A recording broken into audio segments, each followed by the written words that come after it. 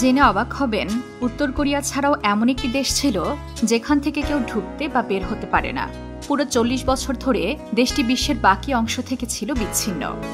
এই দেশটার নাম আলবেনিয়া। 1946 থেকে 1985 সাল পর্যন্ত দেশটি একেবারে তালাবদ্ধ ছিল। এর পেছনে দায়ী আসলে সেই সময়কার কমিউনিস্ট শাসক এনভার হোক্সা, যিনি বিশ্বাস করতেন গোটা দুনিয়ায় আলবেনিয়ার শত্রু। তাই কেউ দেশে ঢুকতে পারত না, আবার কেউ বেরও হতে পারত না।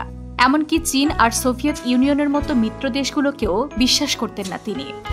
সবচেয়ে অবাক করার মতো ঘটনা, তিনি সারা দেশে 1,73,000-এরও বেশি বাংকার বানিয়ে ফেলেছিলেন, যেন যুদ্ধ লাগলেও সবাই লুকাতে পারে। এই বাংকারগুলো এখনো ছড়িয়ে আছে পাহাড়ে, সমুদ্র পাড়ে, শহরের মাঝখানে, যেন এক বিশাল আতঙ্কের নিদর্শন।